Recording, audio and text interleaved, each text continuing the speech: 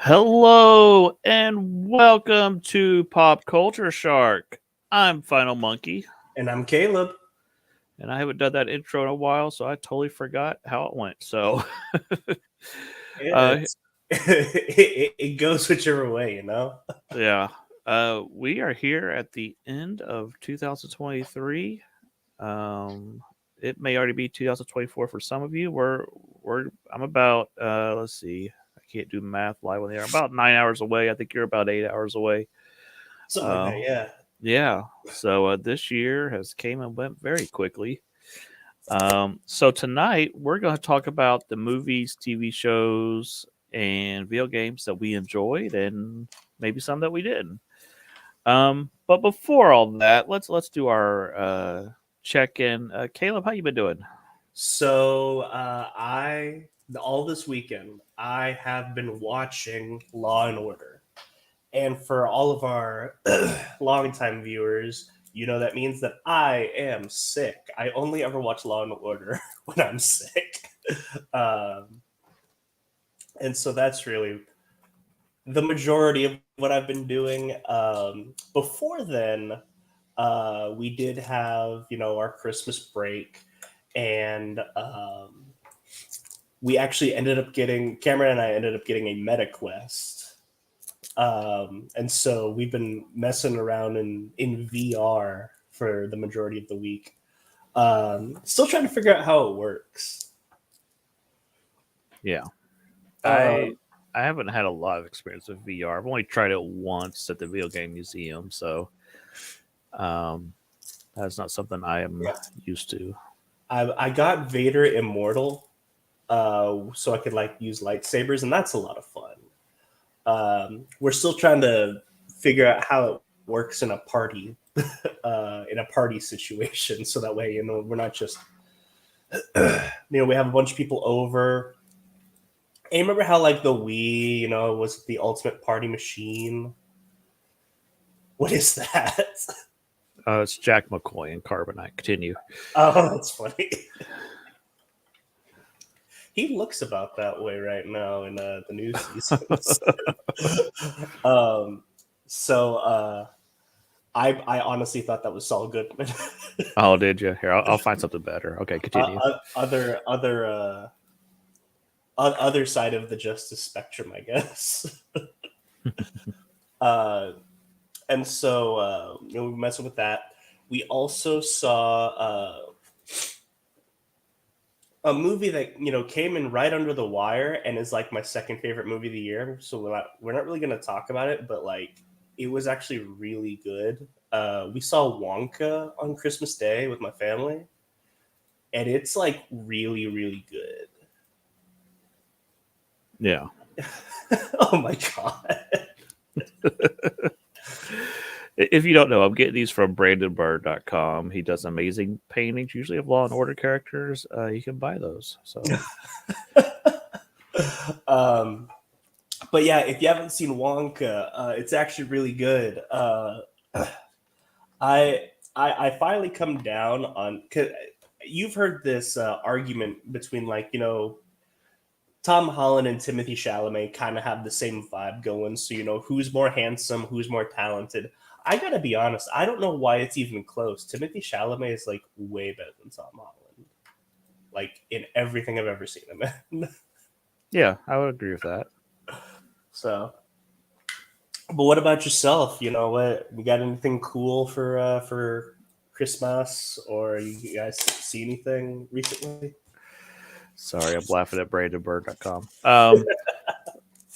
Let's see. I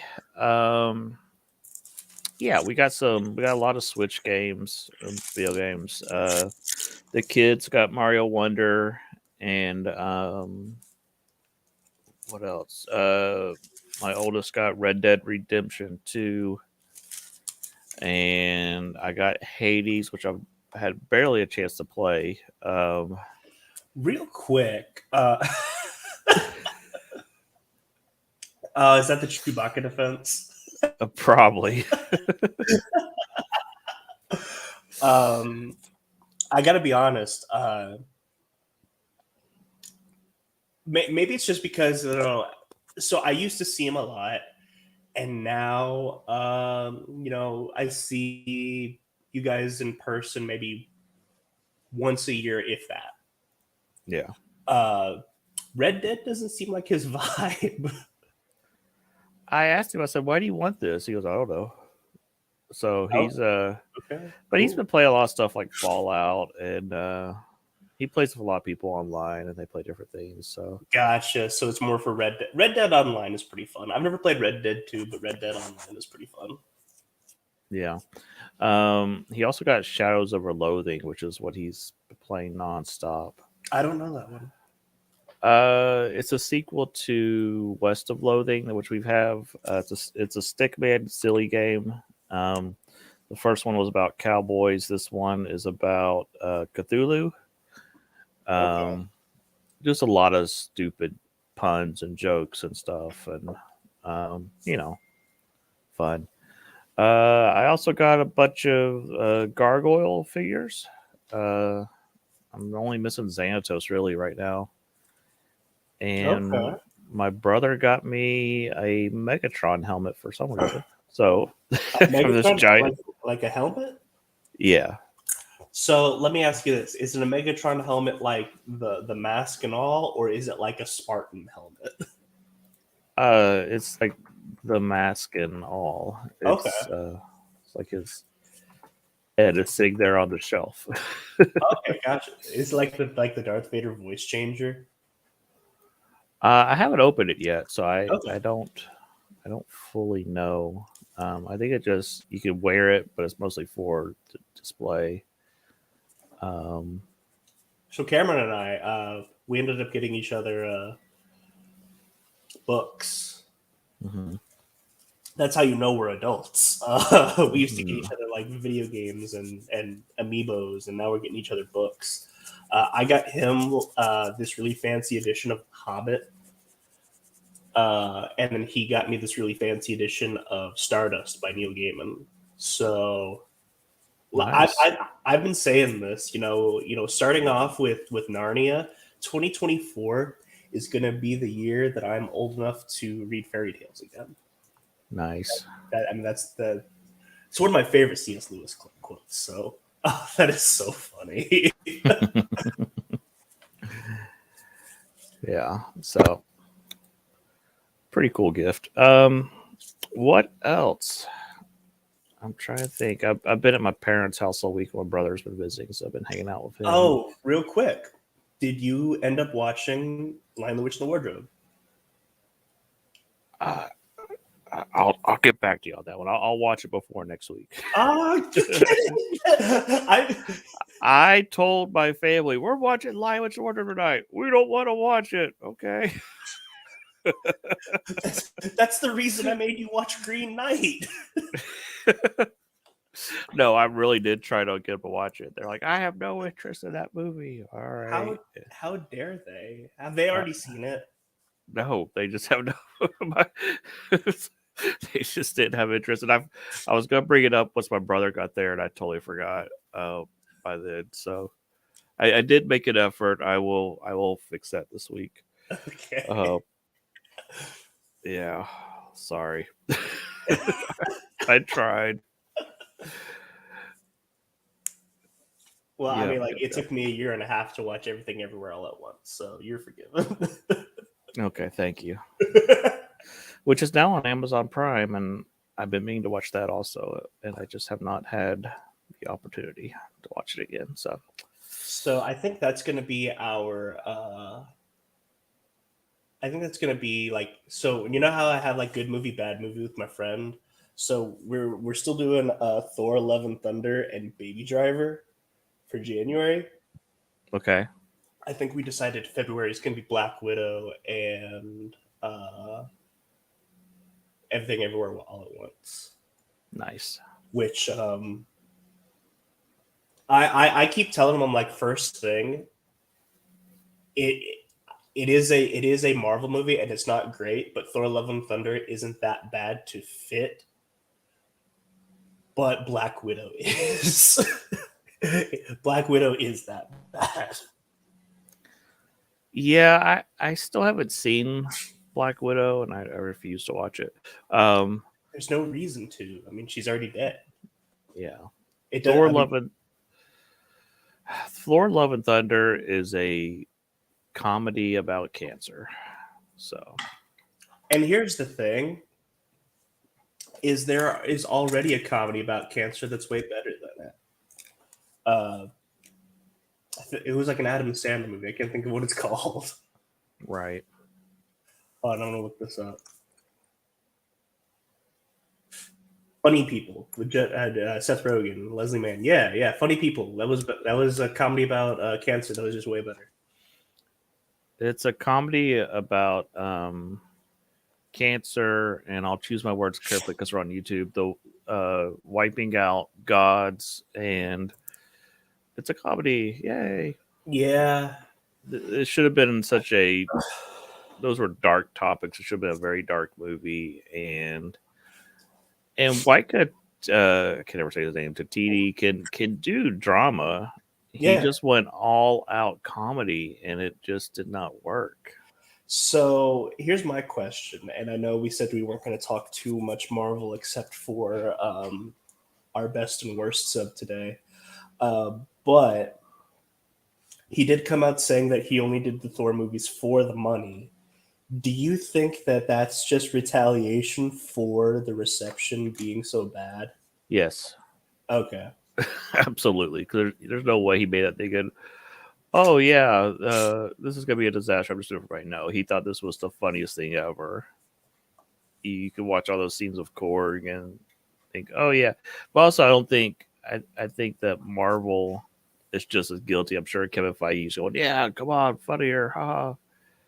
And again, we weren't supposed to talk about Marvel tonight, but Guardians of the Galaxy was great, was because it was different. But now they're trying to make it everything Guardians of the Galaxy, and Well, it doesn't work. and then surprisingly, we're actually not talking Guardians 3 at all tonight. I was surprised that wasn't your top. It was my pick until I remembered the other movie that is my pick. Okay, gotcha. So, um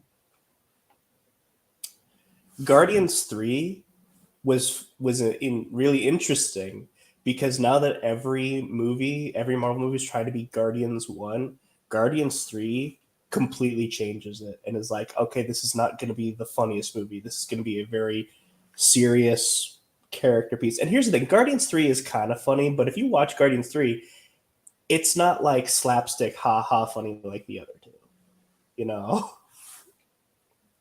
Guardians 3 is really about accepting the past and moving on, and you see all the characters moving on at the end. Oh my god. Spoilers. God And bless over, man. yeah, so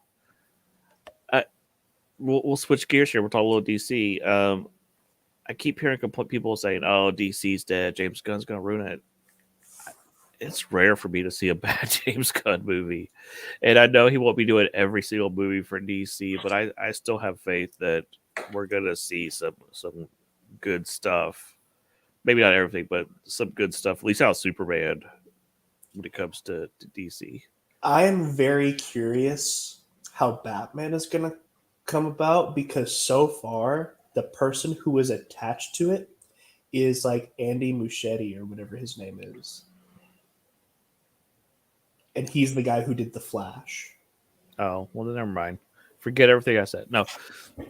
Well, so apparently, I heard this. I don't know how true this is. I did hear that James Gunn did approach Matt Reeves prior and said we would like Robert Pattinson to be our Batman and make this a part of the universe. And Matt Reeves said no, which I totally respect out of him because he wants to be able to like not be dragged down by an entire universe. He just wants to make good movies. Yeah, I've heard that the Matt Reeves stuff will be its own little separate thing. Yeah, I think that the stuff that James Gunn has a direct hand in writing, directing, whatever, is going to be good. Anything else at DC is up in the air. But we can talk about that we talk about our 2024 show here in a couple of weeks. But let's get to the main topic tonight. 2023, I don't think has been the best year for pop culture. It depends. Yeah. It depends on what you're talking about. Video games, I think, has been a decent year. But movie wise, it's been a bit weak, and I think next year it's going to be worse. Just looking forward, there may be something that comes out of nowhere that surprises us all. I don't think it's going to be weak. I think that we're just going to see a lot of stuff come out of the woodwork because we're not going to have a lot of franchises next year. Yeah. Which is exciting. Yes. Because I've already sent you the list of the movies that I want to talk about. And I think maybe like 3 or 4 of them are sequels. Yeah. The rest are like originals. Yeah, I think outside of Dune and Ghostbusters and Deadpool, a lot of it's going to be different stuff. We're not going to have a whole lot of superhero movies next year. DC's sitting out next year. Marvel has Deadpool 3, and then we have a bunch of Sony crap coming out. So I think that's what superheroes need right now is a breather. And well, I say that, and then stupid Marvel's gonna crank out a bunch of Disney Plus shows next year. You watch it'll be nonstop. Agatha, this and that, and whatever. Well, we've already got Echo coming out next in January, so yeah. X-Men 97, I assume, is coming very soon. The toys have been out for a while. I saw them at Target, and I'm like, did I miss something? Well, the toys have to have a set date, and if you push back the show, the toys cannot get pushed back. They're coming out whether the show does or not. Yeah. So, but we're not here to talk about 2024. Which category are we talking about first, Caleb? Since you did the. I figured that we'd start off with the glizzies. The glizzies are just the media that is of exceptionally hot dog water quality. These things sucked, so we're going to talk about them first. Okay, so this is your worst of the year, basically. Yeah. Okay. So, like, I think Quantumania is like the worst movie of the year. Like, I don't think that anyone. Every time I see MODOK, I keep thinking, is this real? And it's so bad. Like, just kind of looking at these, because what I do is I look at lists of like worst movies of the year, and I mean, there is nothing. I mean, like Exorcist Believer was pretty bad, but like no one expected that to be good because there's only one good Exorcist movie. Right. Ghosted was pretty bad, but Ghosted, it's a romantic comedy. Who cares? Winnie the Pooh, Blood and Honey was bad, but I'm pretty sure they meant for that to be bad. That was very low effort. It was just, we've got the name Winnie the Pooh, crank this out, and no thought was given into it. Just wait until Steamboat Willie becomes a slasher. I have plans for Steamboat Willie. Yes. We'll see how far those plans go. Yes. It will not be a horror film. I'll go that way. But yeah, so I mean, like Quantumania sucks. Like it is the second worst Marvel movie. In like the only reason that Quantumania is better than Eternals is because Quantumania isn't like boring bad. Eternals is just boring. But Quantumania is just like it's like astounding. How did this get made? You know? Yeah.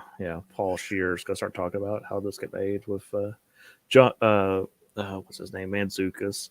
Jason Mantzoukas. That's his name. Oh yeah. Yeah. Quantumania. here's the thing: I don't have a lot of glizzies because as I've gotten older, I've just got to the point where, oh, that looks bad. I'm not gonna watch it. So I didn't see Sure. Quantumania. The elephant in the room that we said we were going to talk about, but I forgot we bring up Quantumania is Jonathan Major. What Majors was the villain, and if you pay attention to the news, he has been fired from Marvel. So what are they doing with Kang? We don't know. He was Every just defeated by the ants, and that's it. well, I was reading something someone said is we don't take Kang serious because every time we see him, he gets defeated. Yeah. And Thanos was the complete opposite, and yeah, Kang is just going to be a weird footnote of Marvel Studio history unless they recast him to on the plan, which does not seem to be the plan. I hope not. I've been hearing rumors we're going more of an Avengers versus X-Men route. We'll see. I hope not that either, because Yeah. at this point I just don't trust them with anything. No, they have to re-earn my trust. Deadpool 3 will be an interesting test. We'll see how much control Ryan Reynolds has versus Kevin Feige, and we'll go from there. Well, and you also have to take into account that like they were filming during the strike, and he wasn't allowed to ad lib anything too. Right. If the rumors were true, yes, that is what we all heard. So, and I don't see how you keep Ryan Reynolds from ad libbing. It would be such a tame performance. It'd be like telling Robin Williams he can't ad lib. It would be the most mundane, or Peter Sellers. It'd be the most mundane performance. No, Robin, we don't need your Jack Nicholson impression in this Genie movie. Right. But yeah, speaking of, I just saw this. Did you see that the rumor is another Disney Plus show is going to be Children of the Vault? No, I haven't seen that rumor. And Children of the Vault's one of those group of characters I have never quite. I mean, I didn't really read it, but it's not a group of characters I'm interested in. Like this at is all. like apparently Children of the Vault is how they're going to introduce a young group of mutants or whatever. Like, it makes sense that this whole time we've been keeping mutants in a vault because they're so dangerous or something. But that's also not what Children of the Vault were. Right. Children, for those of you who don't know, Children of the Vault was these people who were put in a vault with technology, and they evolved like 10,000 years, and they came out pretty much like these organic sentinels. So definitely not mutants. But regardless, the Glizzy for worst movie of the year goes to Quantumania. No argument. Next up, this is just a personal thing. I don't know how much you know about the game. This is the Glizzy for worst video game goes to Starfield. How much do you know about Starfield? I know they kind of promised the moon, and no pun intended. Oh, no, they promised the moon, and they gave the moon. And it seems like they're trying to be like No Man's Sky, but No Man's Sky has quite a head start on them. Is already delivering all the stuff that Starfield is hoping to one day achieve. So Skyrim was a great game that had an amazing modding community. And so what Starfield did was they promised thousands of planets to be able to explore. We get the game, and these are the emptiest planets ever. And like, it's almost like they put out a game and expected the modders to do all the work. The UI is terrible.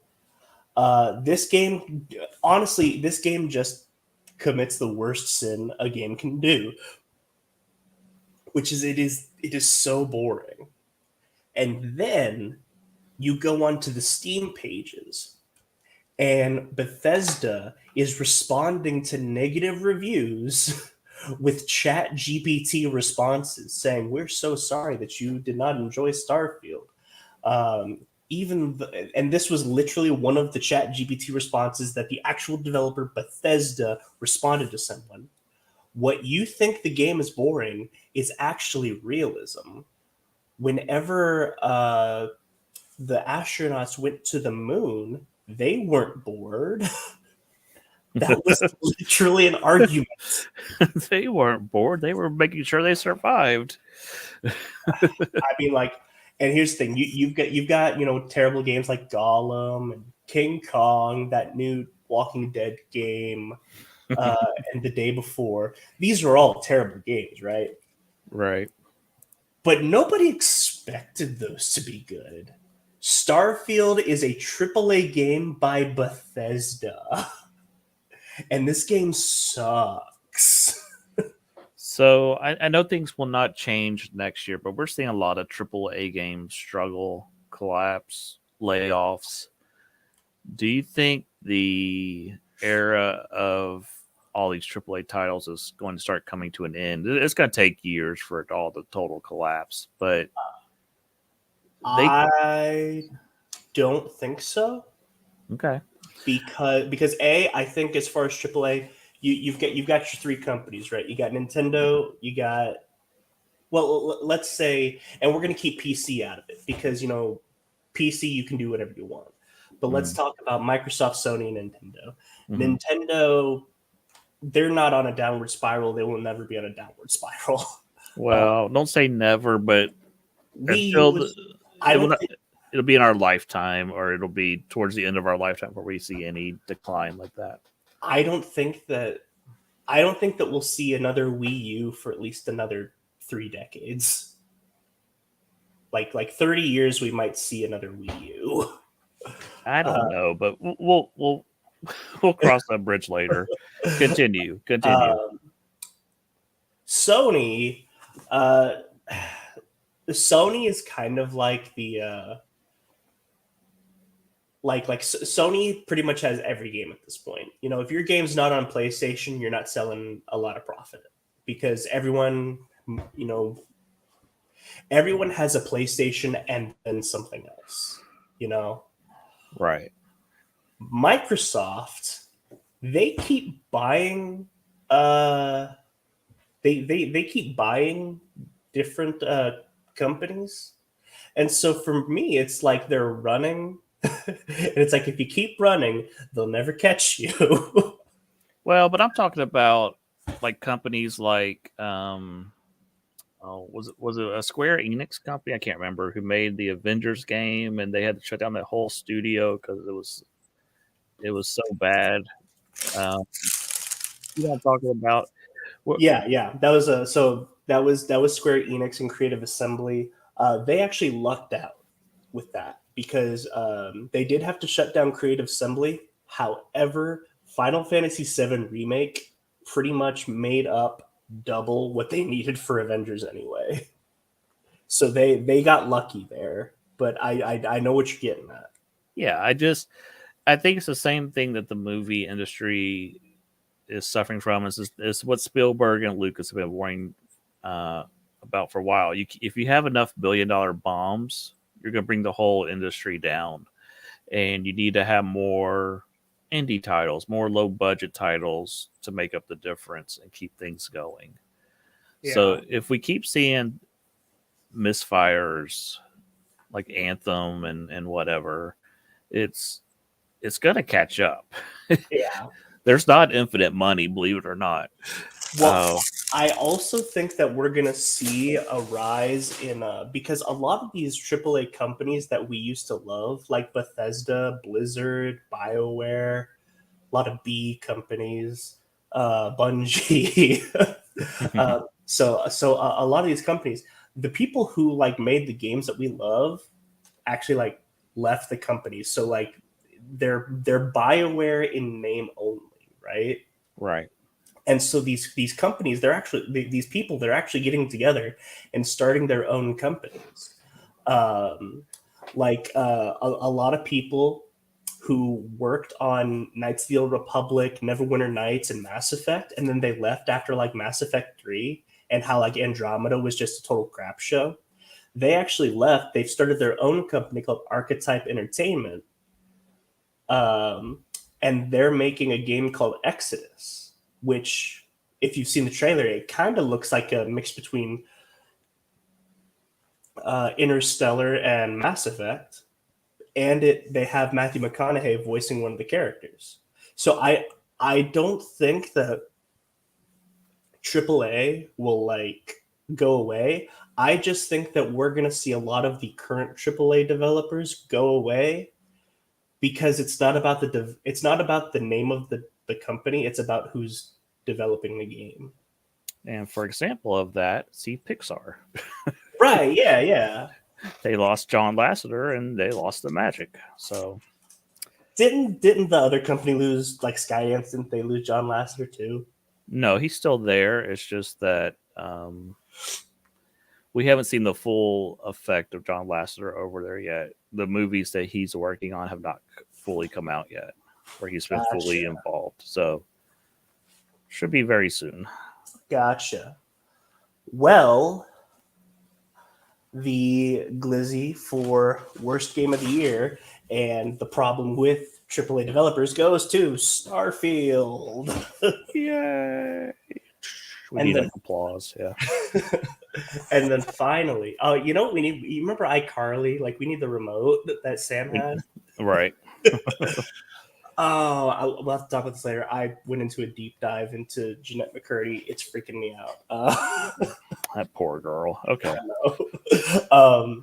So now finally, for the incredibly hot dog water quality television show, and I truly believe out of Eternals, Quantumania, whatever, this is the worst thing that Marvel Studios run by Kevin Feige has ever put out. Secret Invasion. This is the worst thing that Marvel has ever put out. This is worse than Eternals because it is just as boring as Eternals, but it is 3 times as long. And somehow the special effects look worse than anything that Marvel's put out. I mean, I didn't watch this, but I did see all the footage of Emilia Clarke, her name? Yes. Yeah, and they took my wife and they made her unattractive to me. How dare you? It's like me trying to use Photoshop and they took like the Hulk's arm and put it on Emilia Clarke. It doesn't fit. It does not go with her body at all. Oh my gosh. I love Super Skrull. I do too. Yeah. I just wanted Super Skrull. Yes. I just want the Fantastic Four villain, and that's not what we got at all. And then there's the complete and utter character assassination of Rhodey. Oh my god. Because like nobody at that studio can decide when he was abducted by the Skrulls. Yeah. I mean, like, this is so bad. Yeah. It's the worst thing that Marvel's ever put out. Yeah. This is worse than did I say Creative Assembly? Crystal Dynamics. Crystal Dynamics is Avengers. Yeah. This is worse than that. And somehow Crystal Dynamics was the one that got shut down. So enough talking about garbage. Yes. So best or Glizzy for TV show goes to, go ahead and say it, Caleb. Secret Invasion. Yay. So now that we're done with the Glizzies, the exceptionally hot dog water games and movies and TV shows, let's talk about the bluefin. Yes, I did Google what is the most expensive seafood, and that would be bluefin, which is $5,000 a pound. And so this is the stuff that is so worth $5,000. Nice. First up, I think we've got you, and so I believe we're starting with TV shows. Okay. I went with One Piece. I know Caleb does not agree with me, but this is outstanding. It really captured the heart and essence of the long running manga One Piece. Yeah. I Go ahead. Well, I'm not going to say that I disagree. I mean, obviously I disagree because I have a different answer than you. But I didn't think it was bad. It's just like this is not for me because I'm not like a fan, and I do think that this made some fans. I just wasn't one of them. It absolutely made fans of non-anime people. It brought in a lot of new One Piece fans. This I think finally was the moment where Luffy broke through to U.S. audiences. For decades, they have been trying to make One Piece a thing in the United States, and it stumbled out of the gates with the Four Kids cartoon, and it just never really fully caught on. And I'm not saying it's like a Dragon Ball Z, but this is the steps it needs to take to be a Dragon Ball Z. Where now, oh, this is a character people know about. Because most people, if they've seen cartoons, they know who Goku is. And I think that this is the steps it needs to take for Luffy to become a household name. That I being said, I okay, would go ahead. I would say that at this point it's a Naruto level now. Sure. Because I think before this it wasn't a Naruto level because like No. you had people like, oh, Naruto run so that way they can't shoot us or whatever at Area 51. But I think that One Piece is definitely Naruto level now. Yeah, and I'm starting to see One Piece merchandise places I was not seeing One Piece merchandise. But ignoring all that, they kind of did the impossible of cramming. I don't remember how many episodes it covered. Let's say 50 episodes, and cramming it into 8 episodes and making it work, and sometimes making it work better than the anime was. I think all the casting is wonderful.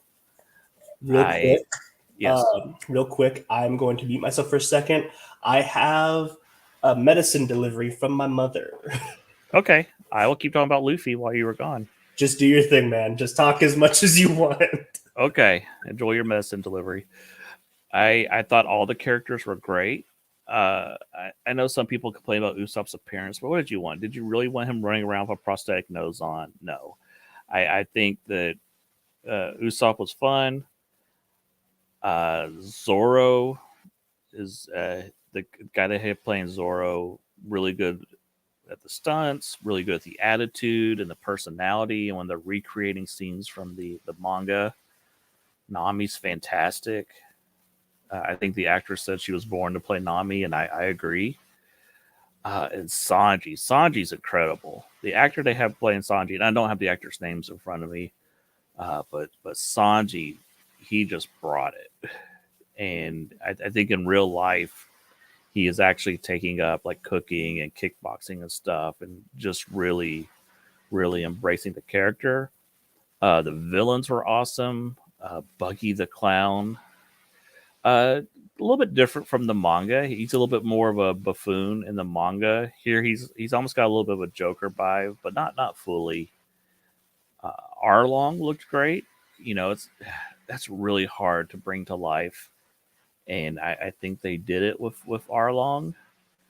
I could never remember the name of the bad guy in the Usopp arc, but he was pretty good too.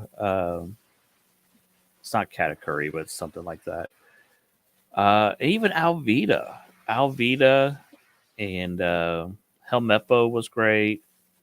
Oh, and Kobe. Kobe had a much bigger role, and I think it was neat how they kind of paralleled his rise and Luffy's rise. Kobe's not in the early chapters of One Piece as much as they put him in here, so that was a neat parallel. And they moved up a lot of the Garp storyline, and I've watched a lot of YouTube viewers view this, and they don't quite know what to make of Garp at the beginning. But I think it works. So season 2 has been announced and has been greenlit. They have scripts, I think, for several. Well, I know they have season 2 scripts, and I know they have ideas for several seasons. The anime and manga is we're getting towards the end. Probably about 5 more years of story left, so they have plenty of material to cover. And I would say that by the time the live action finishes season 3, we'll be very close to the end of the manga. So then the live action creators will have a better idea of where to fully take the show. So yeah, it's interesting that this one succeeded where we saw other ones fail. So I know that they were talking about doing some other ones. They're not coming to mind though, unfortunately. But this was a huge hit for Netflix, and I'm really curious to see where they go next. Let me check real quick and see what the other one that they announced was. And of course, I'm not seeing it. They do have Avatar: The Last Airbender coming up. It looks cool, but I know that the original creators walked away from that show and had some falling out with the showrunners. So I don't know if Avatar: The Last Airbender live action will be good, but It won't. I just sat down. I heard you say, I don't know if it'll be good. It won't. yeah, I was just stretching time because I got done talking about One Piece and talking about other things coming out from Netflix. You know, after they've had this success. Remember whenever Netflix was like considered like the top tier, like HBO? Yeah. Like I was watching something like every so often I like to go back and watch Ricky Gervais host the Golden Globes. And he's like, and this was like back in like 2013 or something. He's like, you know what? Let's just give everything. Congratulations, Netflix. You won. You win everything. And I'm like, man, that doesn't hold up today. Because Netflix doesn't have a great track record. It's hit or miss. They are throwing a lot of money around. And They got the money because people didn't unsubscribe. well, and they borrow a ton of money. Yeah, that's true. But even like season to season show quality drops. Like season 1 of Sweet Home, I thought was great. I have not seen season 2, but all I hear is people hating on season 2. So I mean, The Witcher, like season 1 was phenomenal. right. Should we be scared about Arcane? No, I think Arcane is in good hands. It feels very much like I can't remember the name of the company that owns them, but they have their they are very much in the development process. So I think they're okay. Right. All right. Okay. So that was my Bluefin One Piece. So my Bluefin for best TV show goes to Ted Lasso. Are you familiar with Ted Lasso at all? Vaguely, I know of the character, and I know it's something about soccer. So I haven't really brought up Ted Lasso a lot because like it really doesn't fit our format. But this is made by Jason Sudeikis and Bill Lawrence. Bill Lawrence, who made Scrubs, and it's about this guy who was a college, not a college. He was a high school football coach in like Kansas, who was hired to be a manager for a Premier League football team, soccer team, because it essentially the owner, the female owner, got the team from her ex-husband, and she hates her ex-husband so much that she wants to ruin the team, and so she hires this guy who has no experience at all, and he doesn't know this. You know, he's just having a good time. So he comes in, and I mean, even though he doesn't know what he's doing, he's just such a nice guy and like such a positive guy that he kind of like changes the game because he says that like coaching to him is not about winning; it's about making these players the best versions of themselves they can be. This is one of the most heartwarming shows I've ever seen, and this year was season 3. It was always supposed to be a 3-season show, so it was his last season, and I just it's almost like Lord of the Rings, Return of the King, winning the Oscars for like everything, but it was really for the trilogy itself. Season 3 came out this year, but this Bluefin from me is for the whole show because it's such a heartwarming show. You learn a lot, and like it's just he's such a funny character. Like if Michael Scott wasn't like a horrible human being that you kind of have to ignore the fact to find it funny. Yeah, this is a show I've been curious to check out. I just don't have Apple, so Sure, I yeah. I have no way of watching it.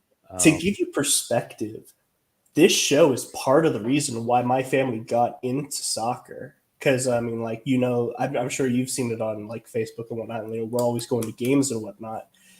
This is part of the reason why we got into it because Louisville has their own USL soccer team, and they're pretty good. And we're like, oh, let's check out this sport because the show's not about the sport. In fact, I think the show's funnier whenever you don't know about the sport because you're kind of in the same boat as Ted.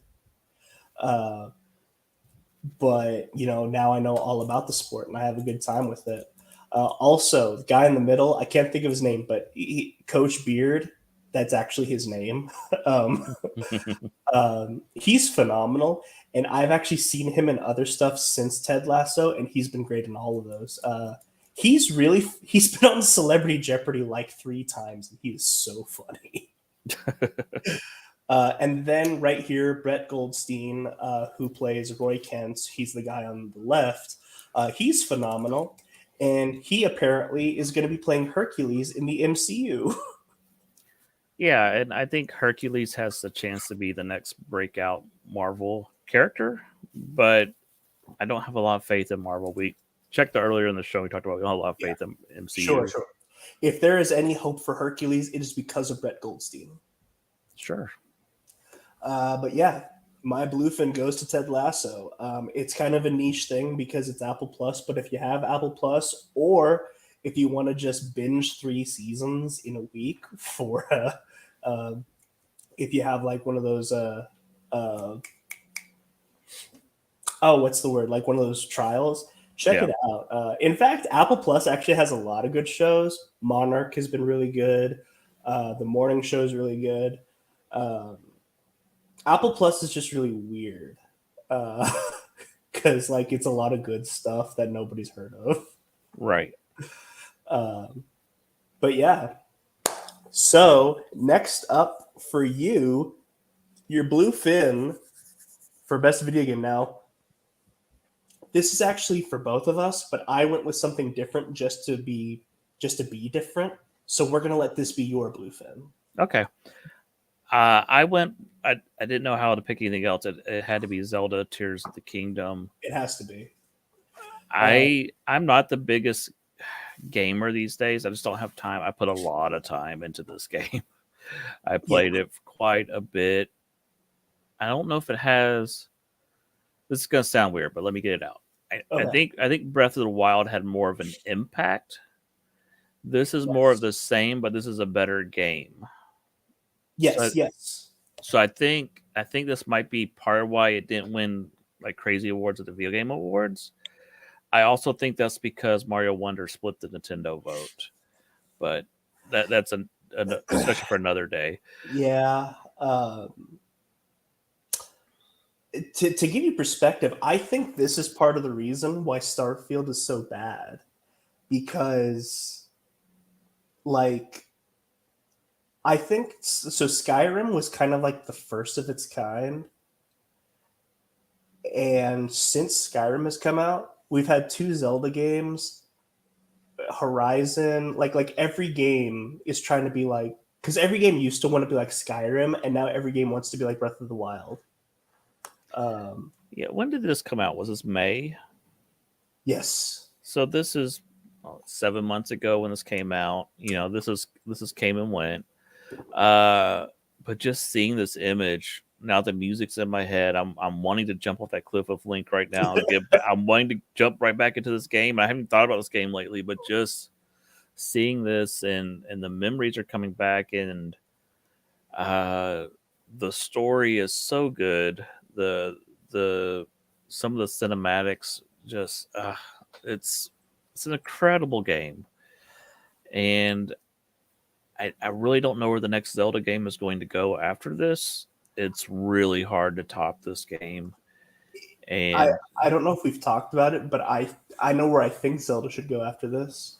mhm, Because we've talked about the differences between epics and tales, right? mhm. Where like epics are these big sprawling, multimedia storylines and several hours, whether it's several books or several movies, and then tales are kind of like not as large scale. I think they should go intentionally small scale for the next Zelda game. Yeah, I mean, this is just one of those games that just don't come around that often, or if ever. Yeah. It's just, if you've never played this game, go play this.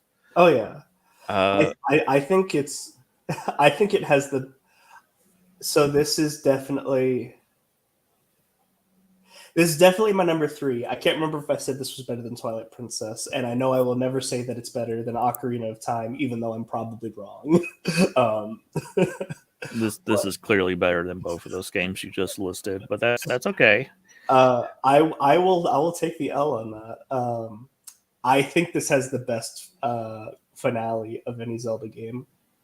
Yeah, it's awesome. And here's the thing. I'm not even talking like the Gan like the Super Saiyan 4 Ganondorf boss fight is cool. I love it. It's awesome.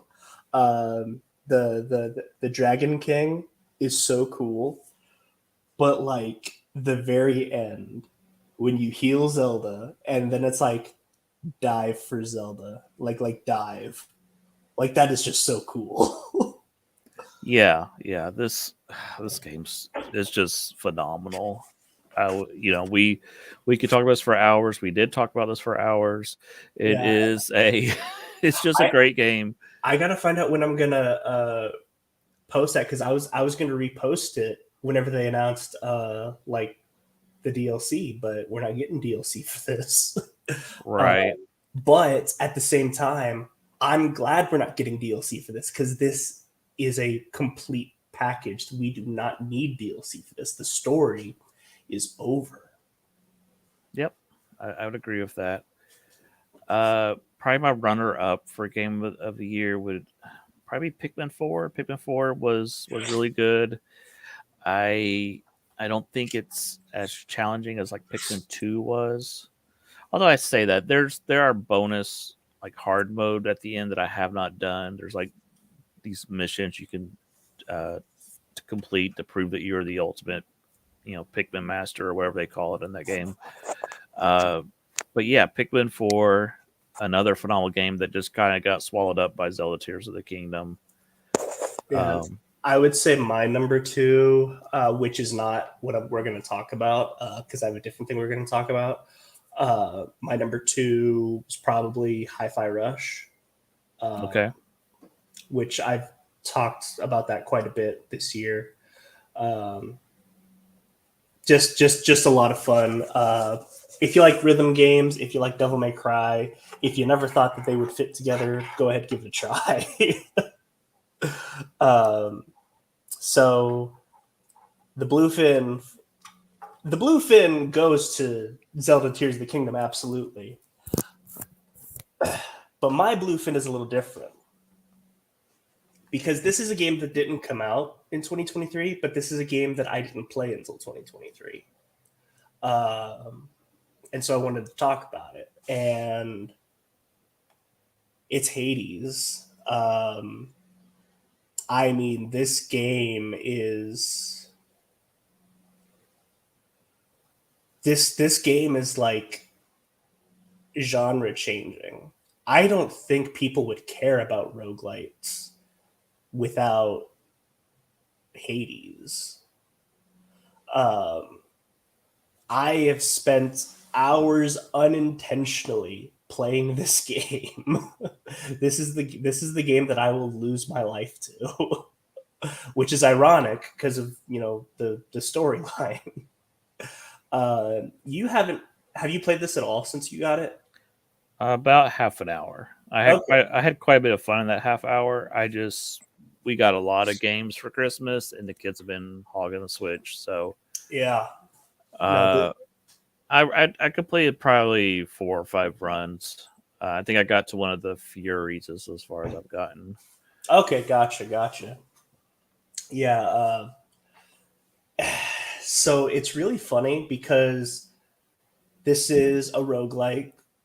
It's an RPG, and it's also a dating sim. uh, because the Fury Meg that's the first boss. After you beat her the first time, you can start to romance her. It's really funny. Yeah, and if you're worried about playing this on the Switch, don't worry. This runs phenomenally on the Switch. I had no issues. Yeah. No, that's the beautiful thing about this game. I mean, we were talking about AAA games. This is the beautiful thing about indie games is you don't have to worry about how it's going to run because it's an indie game. Right. Um, I mean, and games like this, you kind of want to run at 60 frames per second because of how difficult it can get. um, but I mean, like this is such a good game. It's one of the funniest games that I've played in a long time. The relationship between Hades and Zagreus is so funny because like it's like the traditional father-son relationship, but like turned up to 10 because he's Hades. But yeah, I mean, I love this game, and I can't wait for you to play more of this so that we can talk about it more. Sure. Yeah, I'm hoping to this week. My oldest is playing through Shadows of Overloathing right now, so he's kind of hogging the system for that. But once he gets done with that, I'll jump into Hades. Uh, there is another game I've had my eye on this year. Unfortunately, it's had a lot of issues since it's come to the ports to the Switch and PlayStation. There's been a lot of glitches and like losing the save game stuff. So I'm waiting for all that stuff to get patched. Oh, is that Vampire Survivor? No, Vampire Survivor is awesome. Oh, okay. No, this one would be World of Horror, and let's see. I'm gonna pull Have the you talked picture. about this one? Huh? Have you talked about this one? Yeah, I've talked about some. It is a black and white game where you are basically the world is ending. Different eldritch gods are destroying the world, and you have to go from event to event trying to stop it from happening. And it's kind of an RPG. And when I say RPG, kind of like a traditional here's your stats, here's the random rolls, what's going to happen type of RPG. But yeah, just really scary game. Uh, Creepy stuff. And it's one I wanted to buy. It was either going to be this or Hades, and I picked up Hades because it was half off. But this will be the next game I get for sure. That's another thing about Hades is it's on sale all the time. So, pick it up whenever, dog. Yeah, it was $12. I couldn't. He was like, okay, yeah, I'll buy it for $12. Sure.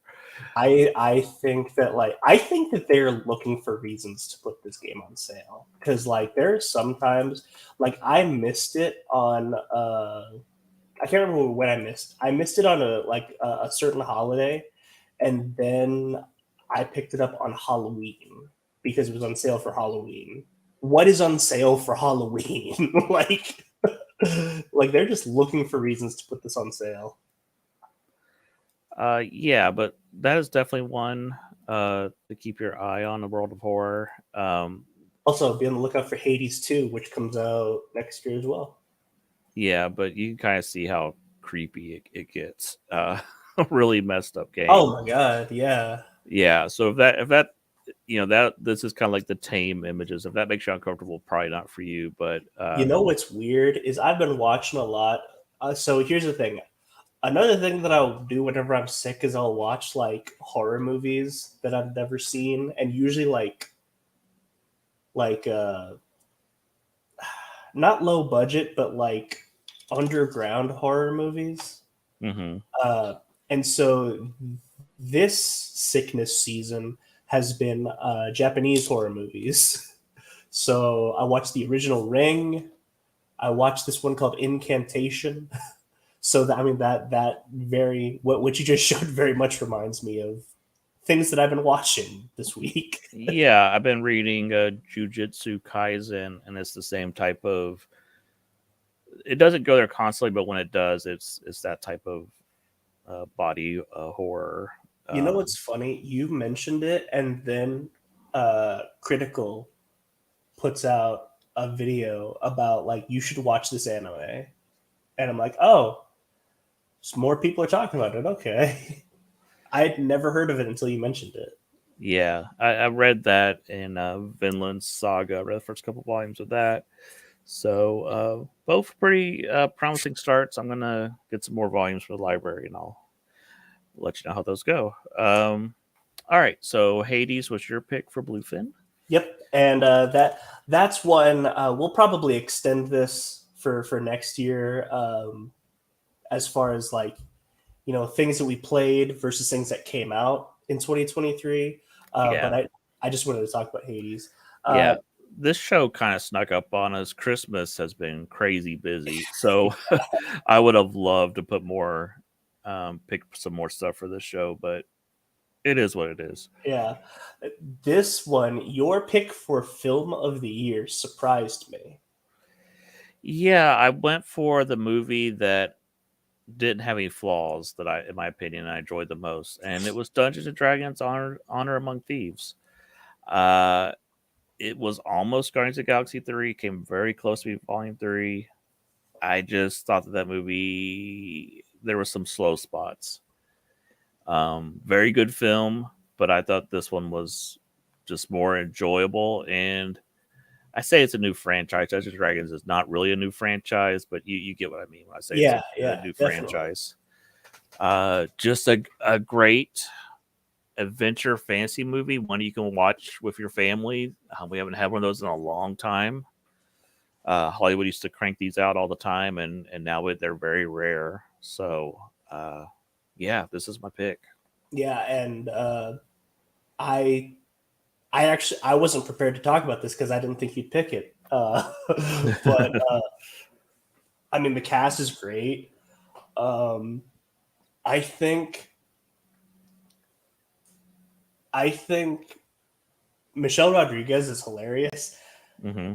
and it's also super hilarious that they get Bradley Cooper in for like 20 seconds. Right. Yeah, and what's his name? Chris Fine. Pine was awesome. He's one of those actors that he gets work, but I think he should be way more popular and have more work than he gets. It's weird because I remember he used to be in everything, and Yeah. now you don't see him as much. And we got to give a shout out to Hugh Grant. Hugh Grant kills in this movie. He is Oh yes. so good. Uh, Uh, oh, by the way, speaking of Hugh Grant, he played the Oompa Loompa in right. Wonka, and he was phenomenal as well. So I just wanted to throw that out there. Okay. Uh, His scenes Hugh in Grant's the just great.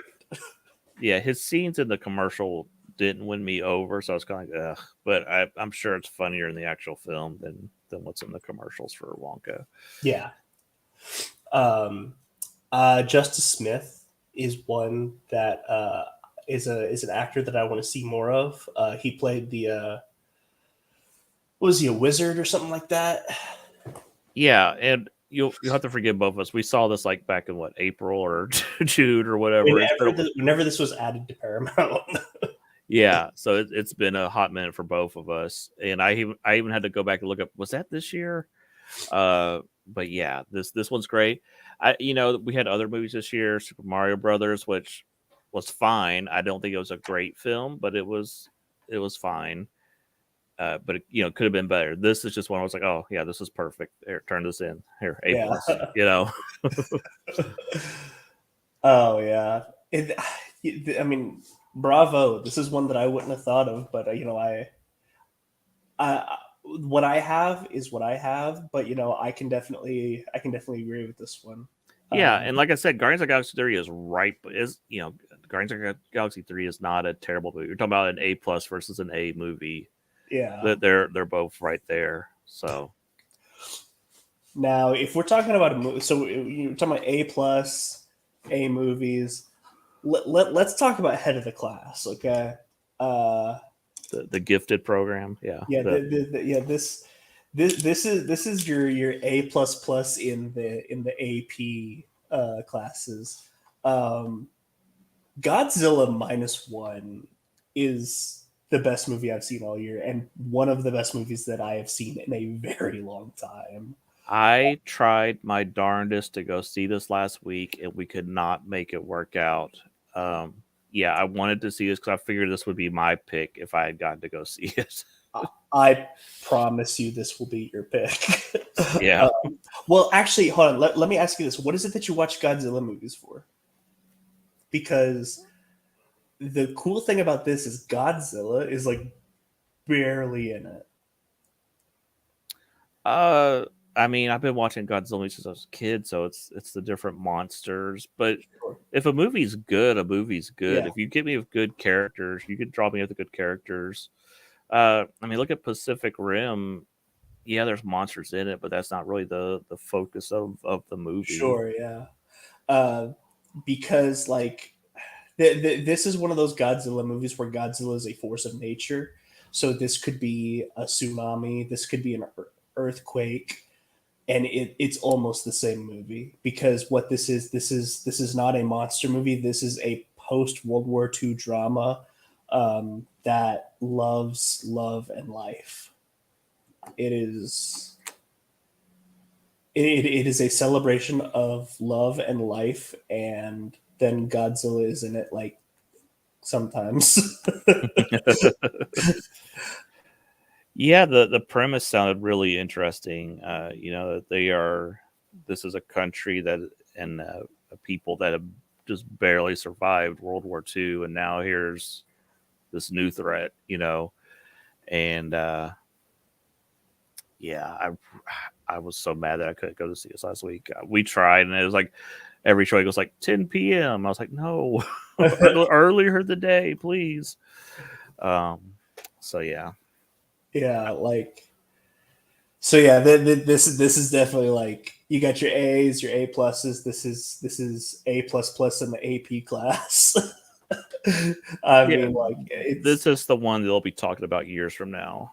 The others will be kind of forgotten, but this one, this is the one that you remember. And you know what's weird is like it's same thing about the previous Japanese Godzilla. Like people still talk about Shin Godzilla too. Yeah, I need to watch these movies. I haven't watched a Godzilla movie in a while. I haven't seen Shin Godzilla, so I have only seen in recent times. I have seen the 2014 Godzilla. I've skipped over Kong and King of the Monsters. Went straight to Godzilla versus Kong, and then I watched this one. And I mean, they're not even the same film series because they're not. I get it, they're not the same film series, but like it's so different. Yeah, and unfortunately, the decision was, you can air this in the United States, but it cannot air in 2024 because that has to be all dedicated to the U.S. Godzilla films. So they didn't want these to compete. So today is literally the last day you can see this in theaters. So that really sucks because I really want to go see this. So yeah, we know that Japan's going to continue to crank out Godzilla movies, and hopefully they're all this good. The amazing thing about this one is the budget was like 14 million or something. It's insane. So they said 13 million, and then the director said, "I wish." Yeah, they keep saying it was less than that, and you look at this, and then you look at Secret Invasion, which was like what, a $200 million show or whatever. It's like it is. We're trying not to harp on Marvel and Disney all night, but it's difficult sometimes. Yeah, from what I've heard about this movie's incredible, and hopefully U.S. studios are taking notes and we'll start making more movies like this. So I recommend Dungeons and Dragons. That was a type of classic fantasy film we used to get all the time. A lot of fun. And then you have this, and we just want good movies. We don't want messaging and this and that and whatever. We just want to see something incredible. Yep.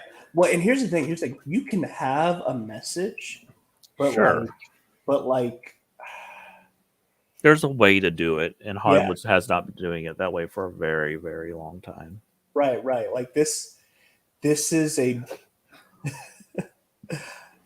like I said, this is a war film that celebrates love and life, and I don't know how that happened. Well, those are our choices for best of 2023. We saw other things. I saw TMNT Mutant Mayhem and thought that was just kind of okay. I know you saw Barbie. Yeah, I did see Barbie. Neither of us saw Oppenheimer. No, I maybe one day I'll get around to that one. And what else did you see? You saw Marvels. Yeah, very harmless. Yeah.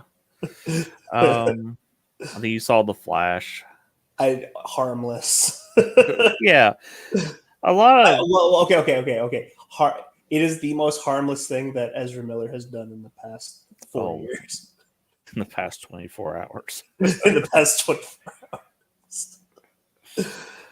It's funny how he's dropped off the map now. He's just gone. Oh my god. Yeah, I mean, like, it's also funny how, like, it was Jonathan Majors that got fired. Right. Whenever you have people like Ezra Miller and Amber Heard, and it's just funny. Amber Heard. Oh yeah. Yeah. I'm so honored to still be starring in Aquaman 2, she says. I'm like, honestly, you deserve it.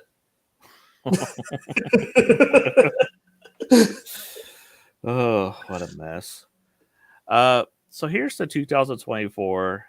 I'm hopeful that we'll have some big surprises this year, but we'll see. We like to say that we're done with the pandemic. Like, Hollywood's past that now. We should have a steady stream of movies, but then you have the writer strike and this strike and whatever. So I think we're going to see some gaps in how many movies and TV shows we're getting. So, which could be a good thing. Could be. I think it's definitely going to be a good thing in the superhero front, as I said earlier, just not having all that glut coming out. So Caleb, this is another year in the books, and really excited to see what next year has to bring. Yeah, definitely. Tune in next week where we're going to be finishing off Narnia. Super excited about that one. Yeah. We've been kind of discussing behind the scenes the different topics, and it'll be really exciting. Hopefully Daniel will be back with us to discuss that. And yeah, that's going to be a very exciting show. But until then, I've been Final Monkey. And I'm Caleb. And we'll catch you next time in the Shark Pond. See ya. See ya.